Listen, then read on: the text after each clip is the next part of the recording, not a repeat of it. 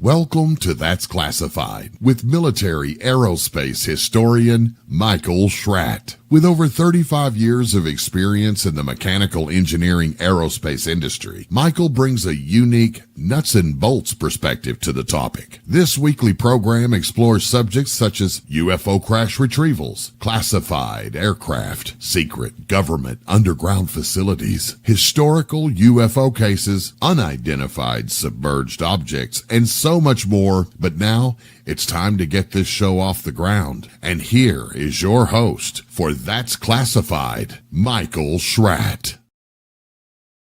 Hi, everybody. It's good to be with you again here. And this is part 2 to my part 1 Roswell presentation from last week. We're going to pick up where we left off. And right now, as we speak, we're in the midst of the 79th year anniversary of Roswell. So I thought it was timely that we continue this presentation. We're going to pick up just where we left off. This is July 8th, 1947, 6 p.m. Now keep in mind the actual event occurred July 2nd, 1947 at 11:59 p.m. So this is July 8th, 1947, 6 p.m.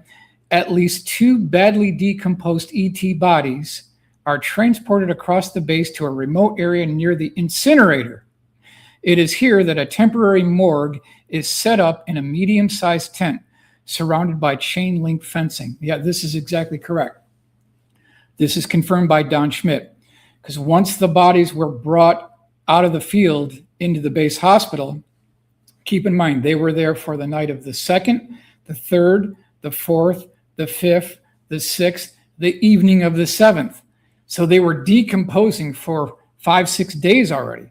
So there was this pungent odor that was permeating the interior of the hospital. They had to move these bodies out of here. Interesting point. Let's continue on here. So here's the illustration that shows you 2 MPs carrying one of these bodies off to this area near the incinerator on the far end of the base. Here is the map of Roswell Army Air Field, now the Air Center. And off to the left, the star indicates the section of where the incinerator was. So you can see they brought them way to the other end here. Here's the map that shows you the whole layout of the base.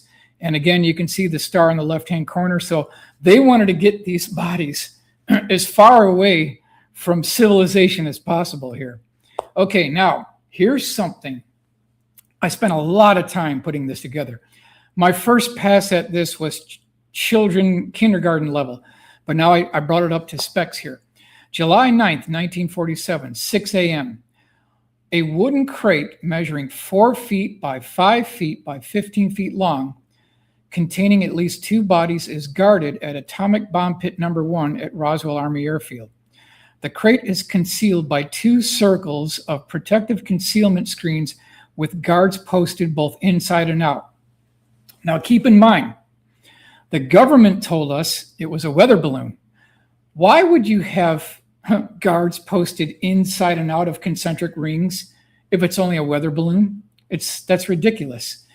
What's going on here is this perimeter is to protect guards from seeing what's going on here. That's how highly classified this was. So again, this is a point that proves that we're not dealing with a weather balloon. We're not dealing with a Project Mogul balloon. We're dealing with something much more significant here. July 9th, 1947, 4 p.m. B-29 straight flush taxis over Atomic Bomb Pit Number 1 and begins the loading process of the wooden crate into its bomb base. So once that B-29 taxied above Atomic Bomb Pit Number 1, there's a hydraulic lift that would move the crate up inside the bay of the B-29. Let's continue on here. Berwyn Life, August 6, 1965. It says, flying over Hiroshima, this B-29 straight flush reported the weather all clear less than an hour before the Enola Gay, another B-29, dropped its nuclear cargo over that Japanese city. Assistant engineer aboard the straight flush was Jack Bivens of LaGrange Park. So this played a major role in the atomic bomb over Hiroshima. However, that is not the most significant role this airplane played. I make an argument that it's the bodies that were transported that was the most significant role that straight flush played here. B-29 straight flush flew the Roswell bodies to 8th Air Force, Fort Worth, Texas, and then scrapped in July 1954. So you could make an argument that this plane was probably the most significant airplane of all history, even more so than the Wright brothers, because it transported the bodies over to headquarters, Fort Worth, Texas, and then they scrapped it. So a very important part of our national history has been scrapped. And then we still want to honor what happened in Japan. But this is another subject altogether. It did transport the bodies. So what do we have left now? Straight flush no longer exists. What do we have left now? Well, if you go to the Roswell Air Center, they have this model display. So I'm looking through all the models here.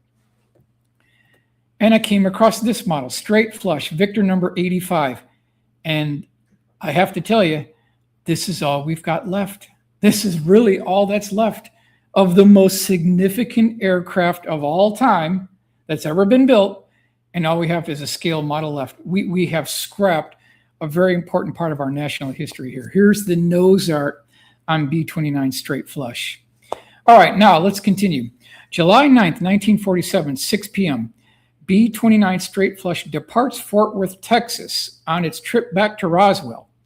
As soon as the aircraft lifts off the runway, Felix Martucci, 393rd Bomb Squadron, is overheard to say, "Boys, we just made history." So here they have the bodies being transported into Fort Worth. There's a mortician that meets the B-29 on the tarmac. They offload the bodies, and a second their wheels up off Fort Worth heading to Roswell, this guy says, "Boys, we just made history." Yeah, because he knew they were transporting the bodies. Why would he say that if it was a weather balloon? There's just no way. So you see how these pieces are adding up. We're talking about something more significant than a weather balloon here. Now, here is their official response here. General Ramey empties Roswell saucer. So July 8th, they said it was a flying saucer. Less than 24 hours later, they changed their tune and they said, it's a weather balloon now. So which one's right, which one's wrong? We're already destroying their theory. We know it wasn't a weather balloon. So let's continue on here. Sometime after July 9th, 1947, an alien autopsy was performed at 8th Air Force, Fort Worth, Texas. So we believe that some type of an autopsy took there, and then probably more consistent, another autopsy or at least two more took place at the Aeromedical Lab at Wright Field, Dayton, Ohio. This would have been at that same time. July 10th, 1947, Major Jesse Marcel and Sheridan Cabot examined Roswell debris over an open flame at the Marcel residence. Yeah, so here they're playing bridge. And they leave the wives. They go back to the kitchen. They turn on the burner. Somehow, Jesse Marcel had a piece of debris, and they were trying to burn it. Sheridan Cabot and Jesse Marcel Sr., they could not burn it. And then a few minutes later, it disappeared. Now, the rumor is, it's only a rumor, that at least one piece of Roswell debris is embedded in concrete at the back patio porch of the Roswell residence right now, right now. And we know for a fact, because we've already covered it in part one, that it was the Roswell civilian population that got to the debris field and picked up souvenirs before the military. So that means that that debris and those souvenirs were handed down through the generations. And probably right now, as we speak, there is debris, there is I-beams, there is memory metal in attics, in basements, in cardboard boxes. We will never know how much was recovered. Will that ever surface? And if you or you know someone who might, please let me know. Because what I'll do is I'm going to incorporate it into another PowerPoint presentation. I won't sit on it. I won't say who I got it from, but I will preserve our history by dropping it into a PowerPoint so that we can all get a heads up on this. Let's continue. Sometime after July 9th, 1947, Louis Rickett and Dr. Lincoln La Paz discovered fused green glass and a seamless box 5 miles north of the debris field. That's where we started with that overall map. So you got Louis Rickett, you've got Lincoln La Paz, and this guy was a meteorite expert. They called him in to find out what the trajectory of this craft was. They wanted to know what angle it was coming down, what angle it departed. And here you've got the fused green glass and you've got the seamless black box. How can someone please explain to me how this is a weather balloon? How is a weather balloon going to fuse sand together to create green glass? You're talking about thousands of degrees of heat here. This proves it right here. It wasn't a weather balloon. So, next slide. Mack Brazel's pickup truck before July 7th, 1947. Now, take a good look at this here. Take a good look at this here. We got this rickety old truck. This is before July 7th, 1947. Mack Brazel's pickup truck after July 12th, 1947. Where did Mack Brazel get the money to buy this truck? He was a local rancher. He was pinching pennies. He didn't have disposable income to buy a new truck. Obviously, they sort of paid for his silence after they tortured him for at least 5 days at the base. So this is another telltale sign that we're not talking about a weather balloon. Why would the government bother to pay this guy about a weather balloon? Totally. So this is point number 3. We've already destroyed the weather balloon. This is what I just talked about here. How could he afford it? Was he paid off by the military? What happened to the Roswell debris and hardware? Good question. Great Falls Tribune, June 29th, 1997. Helena man saw Roswell debris. Doctor will never forget remains of some kind of aircraft. This is an issue not to be talked about again. It didn't happen. Major Jesse Marcel to his young son, Jesse Marcel Jr., regarding the Roswell debris the two had examined a few days before. Yeah, so here you see him on the left. He handled the debris. He saw the I-beam. He saw the pastel figures on the inside wall of the I-beam. This is a first-hand witness, and he's no longer with us. So literally, even the children of the first-hand witnesses are passing away.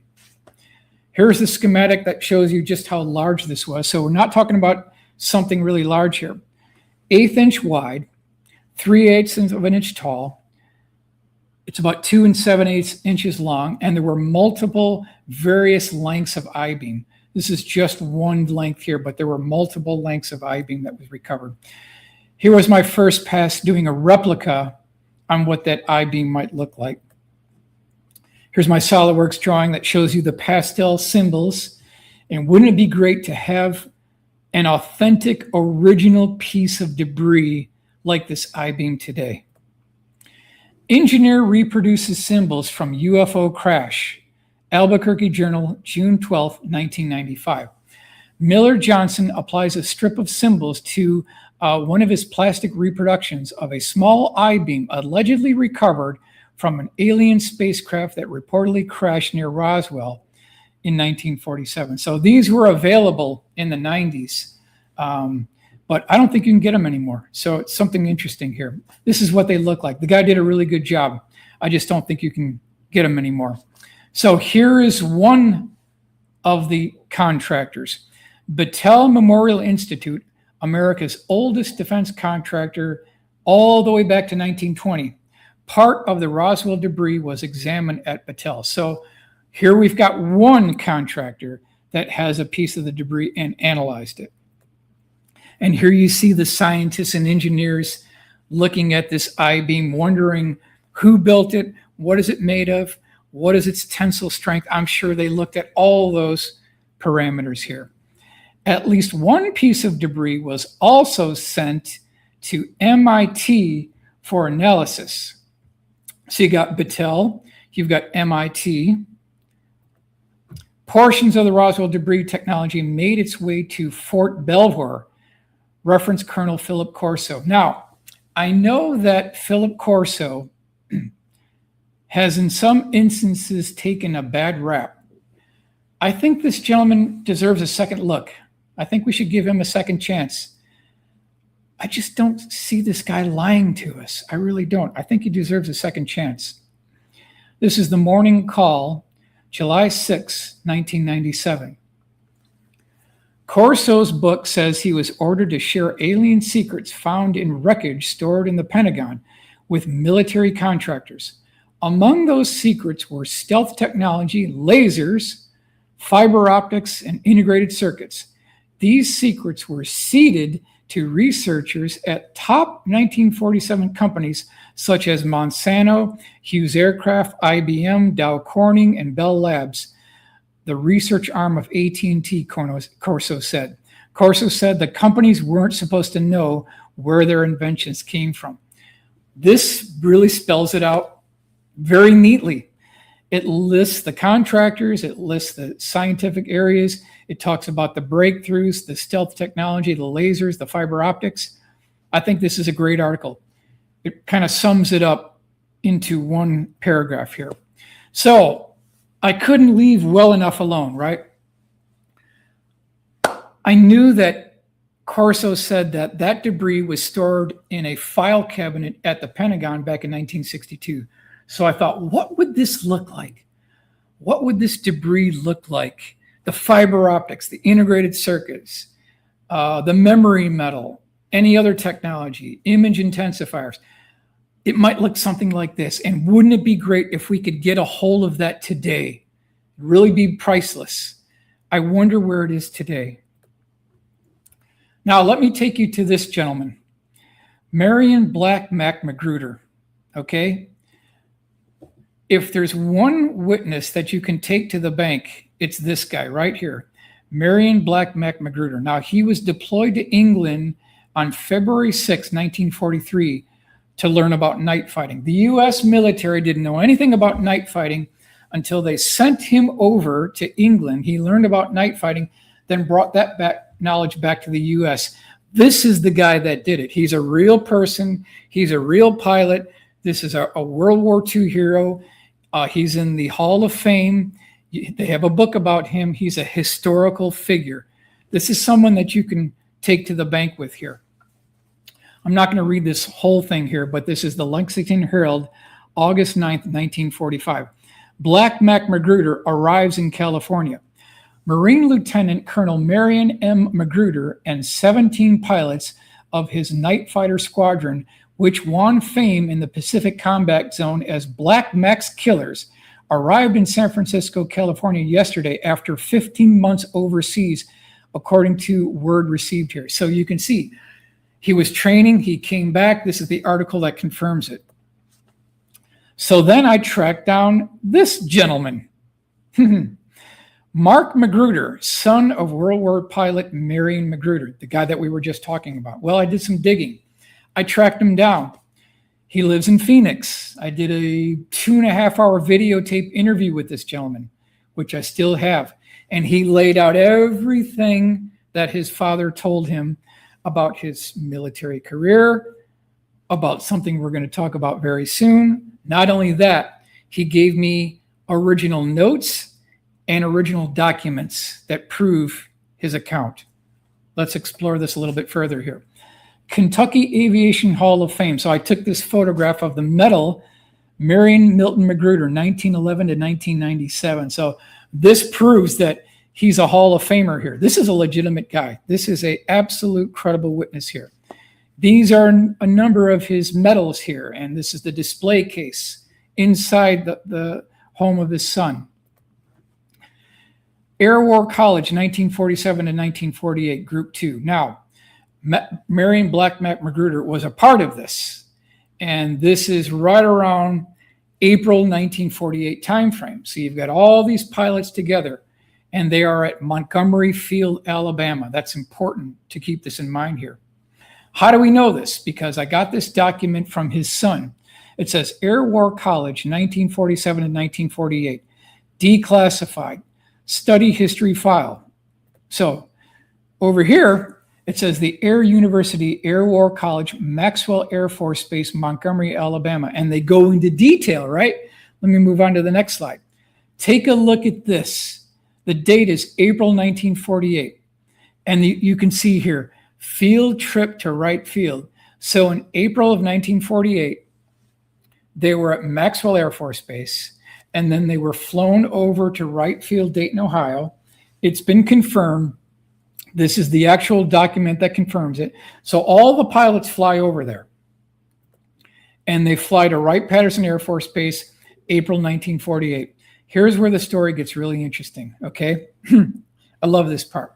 So you got all these pilots, these hardened war veterans, in this room at Wright-Patterson Air Force Base. Two guys come into the room with these big cardboard boxes, and they start handing out pieces of the Roswell debris so that these pilots could get a feel of these things. What were they looking like? Could they be bent? Could they be broken? They wanted to get the impression of our top military pilots to the Roswell debris. Could they handle this new reality? It was like a trial balloon. Would they be able to accept this reality? Now, once they were done looking at this debris, all of the pieces were put back into the cardboard boxes.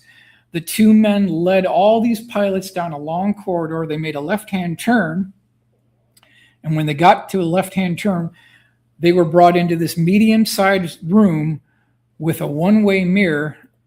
And there they saw the Roswell survivor, believe it or not. This is coming from Marion Black Mack Magruder. Absolutely credible witness. This is Rudy Gardea's drawing. Roswell survivor, Wright-Patterson Air Force Base, April 1948. So the Roswell survivor, because there were 5 bodies recovered, one was still alive, made it from at least July 1947 up to April 1948. Let me make this a little bit more real here. And so you can see there was a one-way mirror. Not only did he see the survivor, but they saw the bodies as well. They saw the cadavers. And the body was described as squiggly. He was described as Casper the Ghost. He had emaciated arms that went down below his knees, emaciated muscle tissue, oversized head, oversized eyes, slit for a mouth, minute nose. Let me go on to the next slide. This is a more accurate representation. I want to give the Cousin Brothers credit for helping me with this one.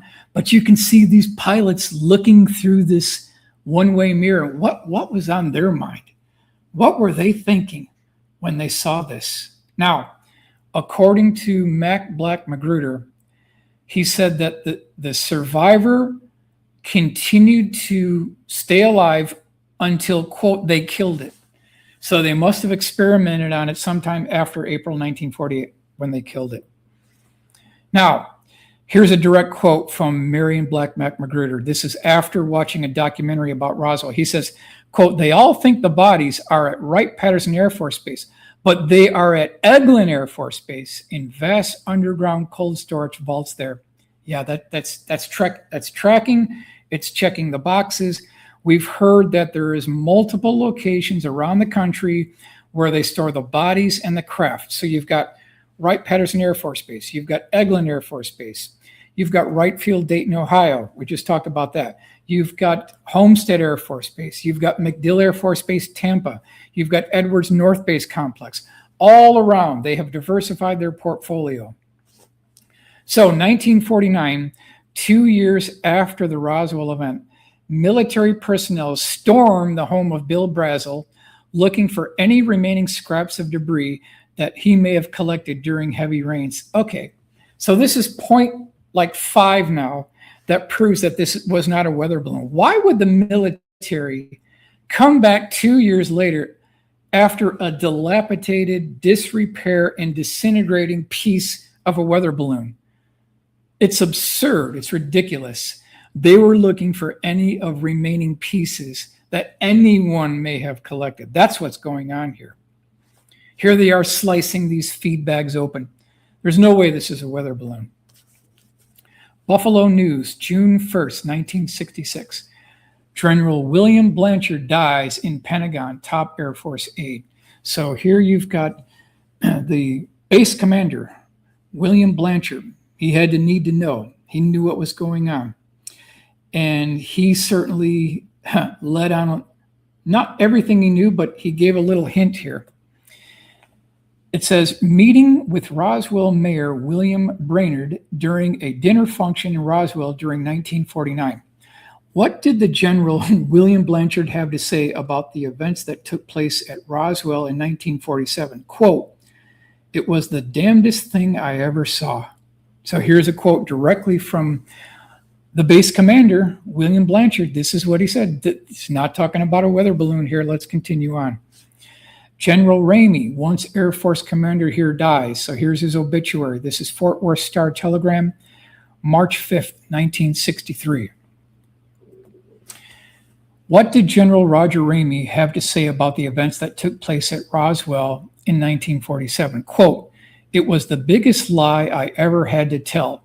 It was out of this world, son, out of this world." Question directed to General Ramey by an enlisted crewman on a B-29 while waiting on an Air Force tarmac. So now you've got the base commander, you've got General Roger Ramey, who is 8th Air Force, Fort Worth, Texas, stating that this is essentially something much bigger than a weather balloon here. The Roswell why questions. So there's a couple of questions that I want to ask everyone here. Keep these in mind. All right, so if the Roswell craft was only a weather balloon, why would former Provost Marshal Edwin Easley make reference to the creatures just before he passed away at Parkland Hospital in Dallas? Number two, if the crash was only a weather balloon, why would Sergeant Follett Jr., with only days to live, confide in his daughter that he was at Roswell when they recovered the spaceship? "I was involved. It's all true," he says. Number three, why would CIC Captain Sheridan Cabot refuse to talk about the Roswell events to family members with only days to live if what was recovered was only a weather balloon? Yeah, this happened. This is confirmed by Don Schmidt. So there were multiple cases, at least one of them, where they were at Thanksgiving dinner. The subject of Roswell came up and Sheridan Cabot stormed out in a rage. He didn't want to talk about it. Why would this guy be so concerned over a weather balloon if that's what really happened? If the crash was just a weather balloon, why did special unscheduled flights arrive in Roswell from Washington, D.C., White Sands, Fort Bliss, and Kirtland Air Force Base immediately after the debris was recovered? Makes sense, right? All these flights coming into Roswell that weren't scheduled from Washington, D.C., White Sands, not over a weather balloon. If the Roswell craft was only a weather balloon, why did former CIC operative Joe Worth confide in Louis Rickett years after the crash? Honest to God, they still haven't figured it out, what that stuff is. If the crash was only a weather balloon, why would two teams of military personnel crisscross the debris field on hands and knees, picking up debris for 3 days, and then finish up with industrial vacuum cleaners? So if you take all this together, starting from the beginning, starting from all the things that we covered, we talked about the debris, the three types of debris. You've got the small pieces of tin foil that could not be cut, could not be burned, could not be dented with a 16-pound sledgehammer. You've got the memory metal. You've got the I-beams. All of these are pointing to something much more significant than a weather balloon or a Project Mogul balloon. Now, we talk about the bodies that were recovered, the stench, the permeating odor that seeped into the clothes of the workers. And then when the workers got home after working at the base, their wives had to burn their clothes. And this is all over a weather balloon. So that doesn't check out. We move on to the retrieval operation.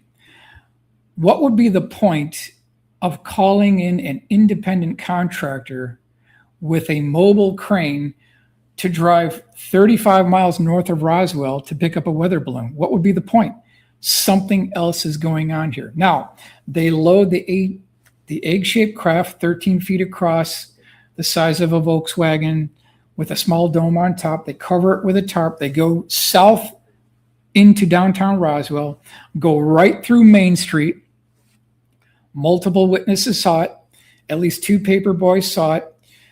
There was at least one construction worker that I talked about in part 1 who had a very good perspective, 45-degree look down angle.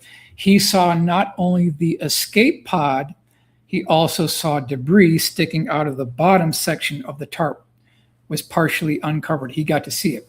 So now you've got the whole convoy going into Hangar P-3 Building 84.